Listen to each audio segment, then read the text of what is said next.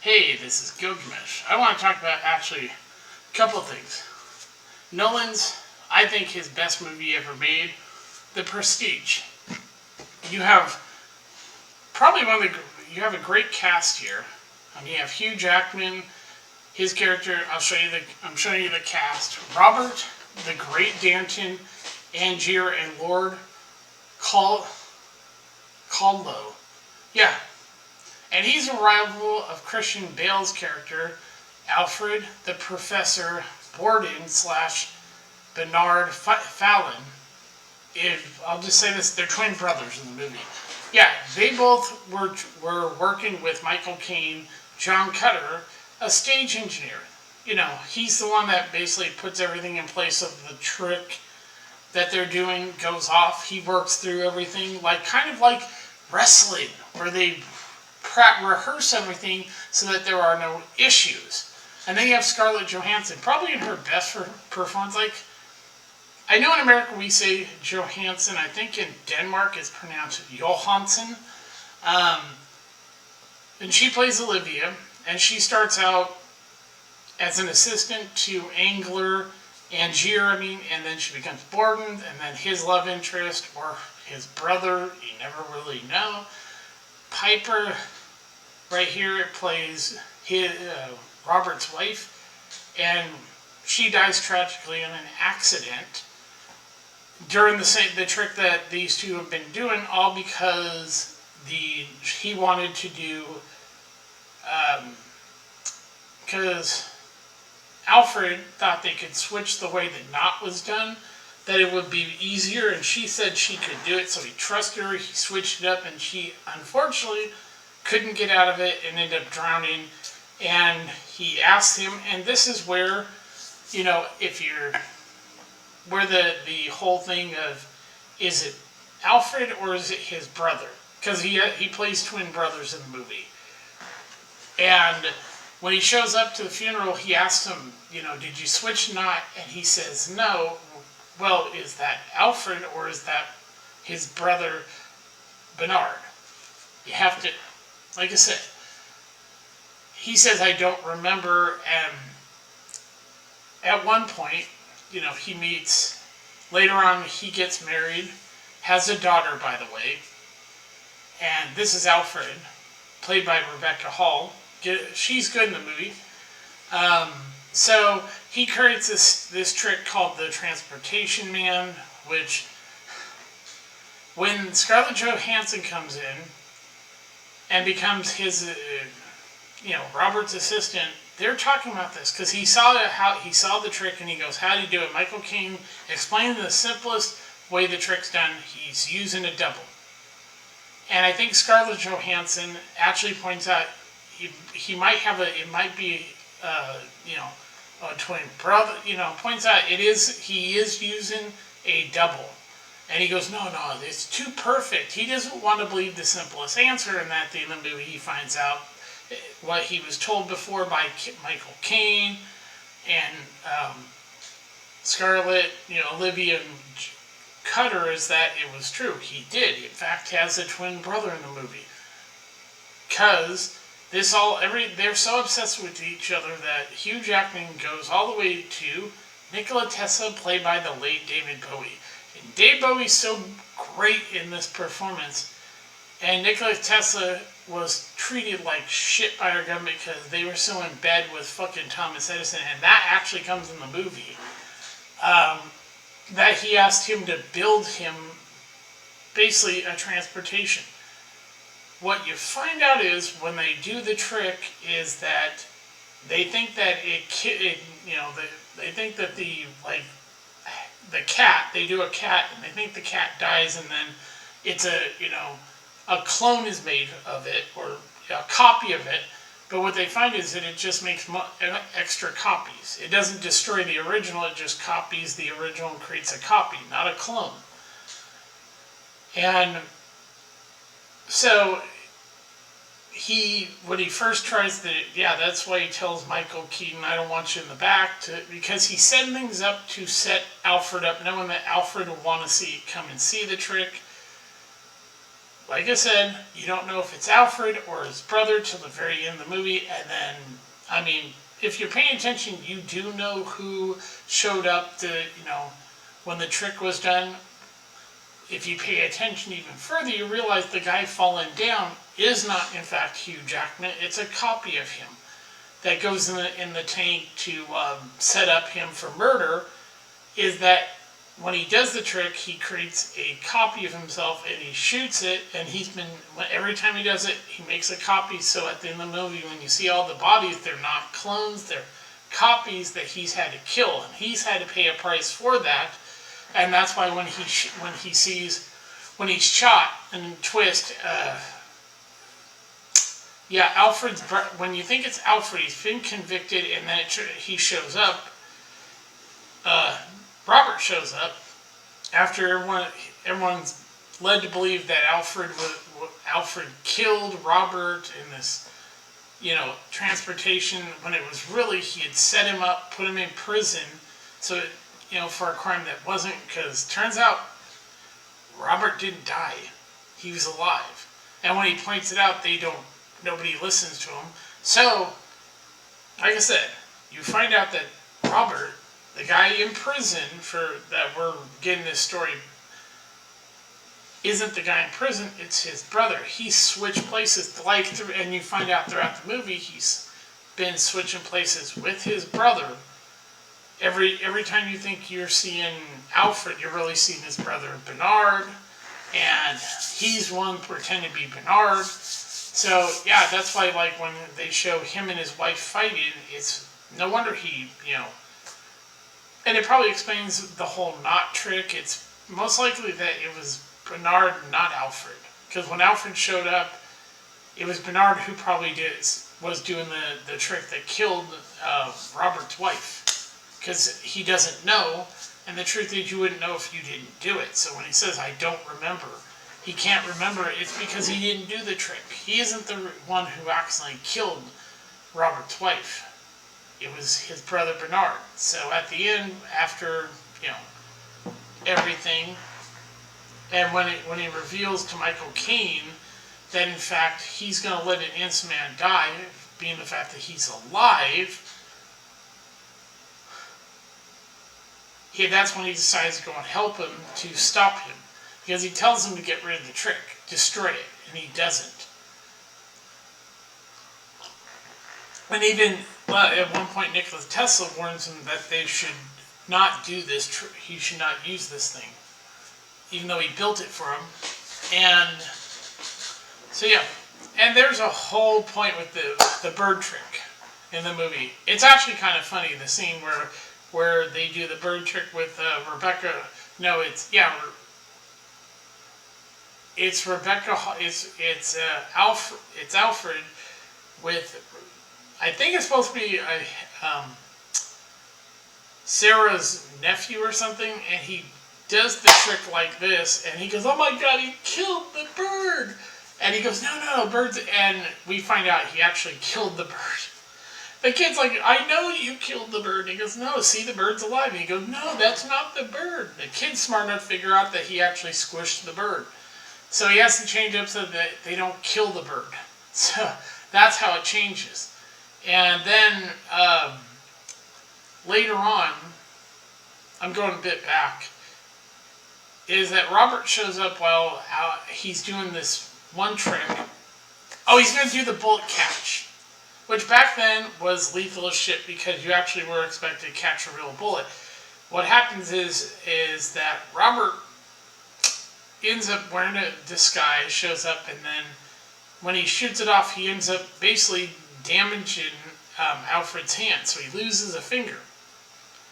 And for all of you, like I said, Nolan figures you figured out the end of the movie. So when we're getting after you see Robert shot and he's down, he knows he's dying.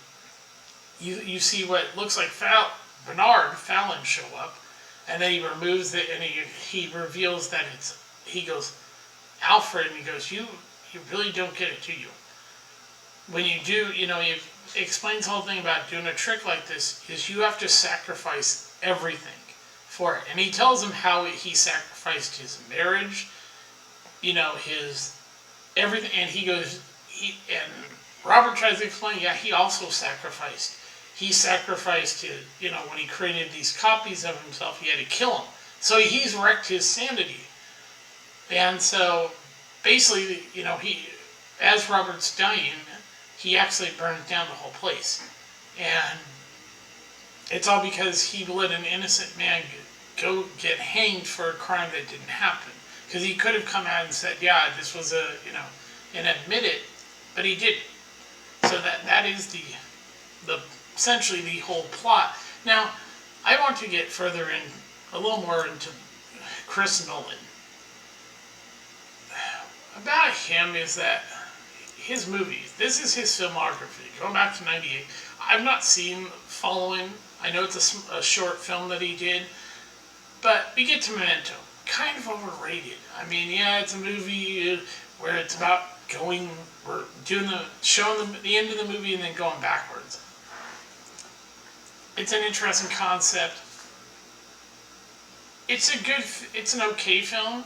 It's, like I said, he's not pretentious when he did this movie, and you see his, so yeah, and I mean and then we get this, the remake of Insomnia, which is a Swedish film, yeah, starring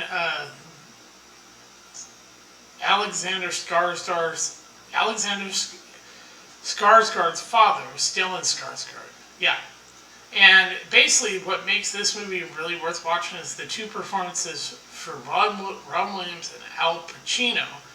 Robin Williams plays this really psychopath, and Al Pacino plays this guy that, comes to, a part of the world where it's, for part of the year, it never gets dark. And the further north you go toward the North Pole, there are areas in Canada, Alaska, and you look at Iceland, where Iceland's a good, and Sweden and stuff, and Norway and Finland, where the closer you get to the Arctic, they don't, like winter, it doesn't get dark. It stays light all the time. And so that plays in the movie, and it's really their performances that make this movie good. And it's a decent remake of the Swedish film, which I still think is, Norwegian film, which I still think is a little better. But then we get Batman Begins. And this guy didn't know shit about Batman, but he did a decent job. And the real sad thing is David S. Goyer here, who actually co-wrote it with Jonathan Nolan. I think that's who, yeah. It's his brother Jonathan Nolan and David S. Goyer who, ended up doing Blade Trinity, which is a piece of shit movie. He does a good job with Batman Begins. Having the Jonathan Crane / Scarecrow character be the villain instead of the usual Joker or, like Riddler or something, or Two-Face. He went a different route, which I think was actually really clever. And it's a good movie. Unfortunately, Christian Bale is not 6'2" or 6'4". He is short for the role. But then we get to this movie, like I just reviewed. His best movie he's made, Prestige. I have not very many issues with it. But as we go, The Dark Knight. One of the big problems with Dark Knight, and it's same with the Dark Knight Rises, is Hans Zimmer became obsessed with fucking French horns so much he brought it into Rogue One. No Star Wars movie has ever had fucking French horns. Oh, it got so bad that when it came to doing the sequel to Arkham Asylum, the second and third game, in it, they thought, yeah, let's bring the French horns. The very sound that's from the faux realistic Dark Knight. Heath Ledger's fine. Jack Nicholson still will be the best version of the Joker. Yeah. But we get to pretentious film one. Overrated, overhyped, and just to hit everybody over the head.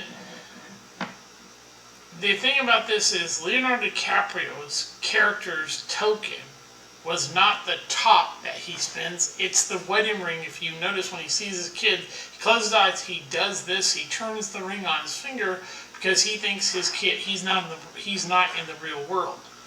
At the end of the movie, the reason he spins the top and walks away is he's letting go of his wife. He's held on to he blames himself for her killing herself because she got caught up she couldn't distinguish between reality and being in the dream. And so yeah, and by the end when he does it, he accepts that he's in reality and that he's done with his wife, who he now accepts as dead. But Nolan, like I said, overthinks this movie to the point that it's just not that good. And then we have The Dark Knight Rises. He didn't even plan to make this movie. That's what's utterly so stupid. After Heath Ledger, his plan was to have the Joker be in the third film. But when Heath Ledger accidentally overdosed on sleeping pills, because when he's making a movie, he doesn't sleep. He tends to just work through it. So he went to one of the Olsen twins' apartments in New York, and he took a few too many sleeping pills to try to get some sleep, and he ended up killing himself. It was a total accident. Even the coroner said, accidental drug overdose of sleeping pills. Yeah. And so he wasn't sure if he was going to. He should have just not done it because it's a terrible film. It's not good. First of all, Bane is literally almost 7 feet tall. And he doesn't, and he doesn't wear a mask. It isn't a gas thing. It's basically, he has a thing on where it's hooked up to his body, and he turns it like on his hand, right here, usually, he turns a dial that basically, Venom is a steroid that makes him stronger. It doesn't make him bigger, it makes him stronger. And then then we have Interstellar. I saw it, I thought it was a boring piece of garbage. The ending is stupid. And it's pretentious fucking environmental, we're overpopulated, all that shit that you keep hearing from the left. That's another reason this movie's terrible. And it's Nolan once again going, I'm going to overthink it. I'm going to show you I'm smarter than you. No, you're stupider than I am. And then we have a World War II movie I didn't give two shits to see. I know the real story of Dunkirk. I didn't need a boring film telling me about the British failing to stop the Nazis. I think it's funny that they thought they were going to stop Hitler and the Nazis.